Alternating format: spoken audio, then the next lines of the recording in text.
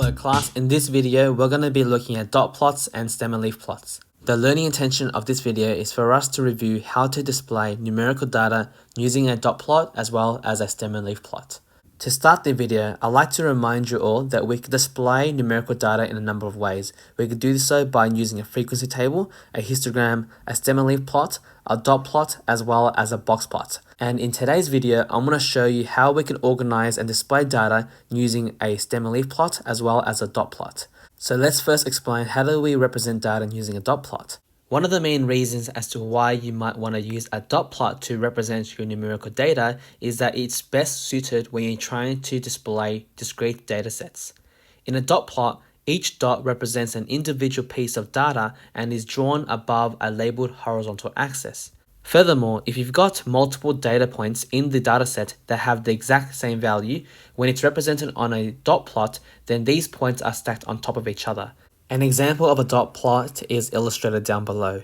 So notice that in the original data set, when you've got values that are identical to one another, then we just simply need to stack them on top of that value as shown over here. One thing that I would like to emphasize is that when you are drawing your dot plot, make sure that you please label your horizontal axis to state what is the variable that is being displayed or talked about in the question. Let's go through another example of how we construct a dot plot. So in this question over here, it reads, a company has collected data on how much coffee their employees are drinking each day. Use the data above to sketch a dot plot. So by analyzing the raw data set, I can see that it ranges between 0 to 6. So therefore, I'm going to draw my number line ranging from 0 to 6. And notice over here, I've also labeled the horizontal axis because in this question, it's talking about the number of coffees. What I'm going to do next is I'm going to tally and record what is the frequency for each value. So for 0, I can see that it appears 3 times in the dataset. For the number 1, it appeared 4 times. For the number 2, it appeared 3 times. 3 appeared 3 times as well. 4 appeared once. 5 has not appeared, so I will not draw a dot at all. And I can see that is also one response for 6. So therefore, this is going to be the dot plot for this data set here. The next question of this example asked, how many coffees do they drink in total each day? To answer this question, we just need to refer to the dot plot. So since our dot plot tells us how much coffee employees consume per day, all we need to do is essentially add these values together. So therefore 0 plus 0 plus 0 plus 1 plus 1 plus 1 plus 1 plus 2 plus 2 plus 2. You guys get the idea. If you add them all together, then your answer should be equal to 29 cups of coffee. And the next question for this example asked, how many employees responded to their survey? So to answer this question here, you must understand that each individual data point represents a response from an employee. So if you count up how many points there are or how many dots there are, your answer is going to be 15. So there's going to be 15 employees who have responded to this survey. Let's now have a go at interpreting some of the dot plots. So for this question, identify how many of Kate's dogs weigh 5 kilos. In this question, we can see that the number of dogs that weigh 5 kilos is going to be equal to 5, so 5 dogs in total. In the next question, find out what is the number of Alexia's friends who are 11 years old or younger. The key part of this is the word or. So in this case over here, we're going to need to add data values where her friend is 11 years as well as younger than that. So therefore, we're going to add up these values over here. So therefore, the answer is going to be 4.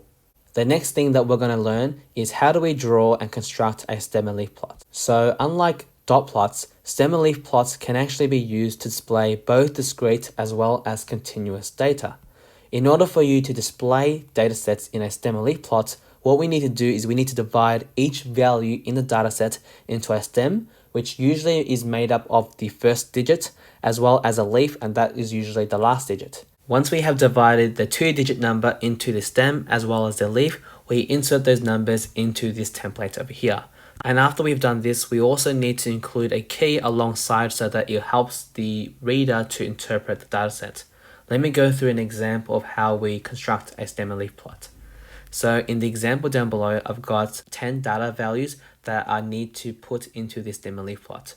So what I'm going to do is I'm going to split the data values into 2 parts, so the stem and the leaf. Remember that the stem is made up of the first value of the number. So that's the reason why I put the numbers 1, 2, 3, and 4. And afterwards, what you want to do is you want to write down the second digit into the respective rows. So in this case, because you've got the numbers 15 and 16 within the tens row, I want to put the numbers 5 and 6. In the 20s row, I've got the numbers 21, 23, 23, 26, and 26. So I want to put 1, double 3, and double 6 to represent those data values. In the 30s row, I can see that there are two values that lie in that range. So I'm going to put the numbers 30 and 32 by adding the numbers 0 and 2 in that row. And for 41, I'm going to add in 1 into the leaf. So that's how I would write the stem and leaf plot for this particular example. However, we are missing one thing, and that's the key. So to write the key, you just need to write down an example as to how you would interpret it. So in this case, I've chosen the first number. So I'm going to write 1 dash 5, and that is read as 15 from this stem and leaf plot. One more thing that I would like to add is that we should be including the name of the variable as well as the key at the top of our stem and leaf plot. So in this case over here, notice how I've got the word stem and leaf.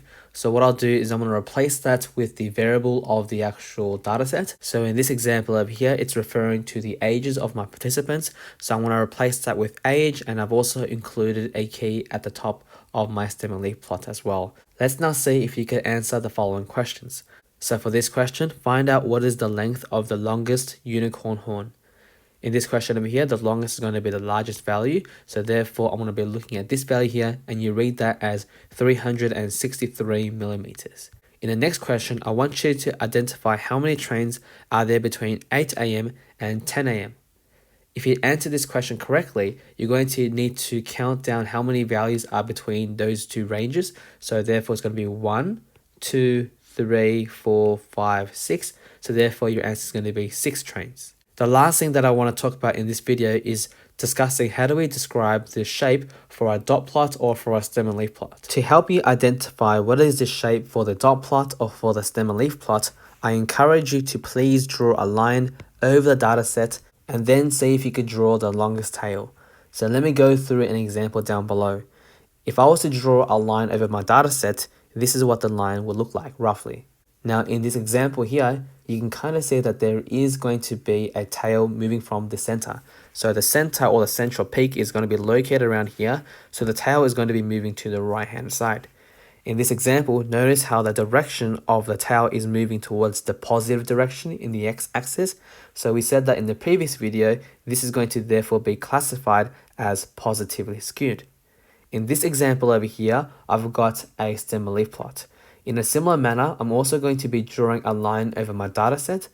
To help us identify what is the shape, it might be useful to rotate this image 90 degrees in an anti-clockwise direction. So therefore it would look like this. And based on this, I can kind of see that again, there's a tail moving to the right hand side. And since the direction of the tail is pointed to the positive direction of the x-axis, this is also going to be an example of a positively skewed data set. Let's now see if you can identify what is the shape for the following distribution. If you answer this question correctly, this is going to be an example of a symmetrical dataset, because in this case over here, you've got roughly the same number of datasets that's found below as well as above the central peak. Have a go and see if you could find out what is the shape for this particular stem and leaf plot. So again, the way that we do this is we should draw a line around our data set. And in this case over here, if you were to kind of rotate this 90 degrees to the left hand side, again, you would also be able to identify that there's going to be a tail pointing to the right hand side. So therefore, this is going to be an example of a positively skewed data set. What I'd like you to do now is I'd like you to please answer the questions from exercise 2F to get further practice. This is the end of the video. Thank you guys for watching, and I'll see you guys again in the next one. Bye.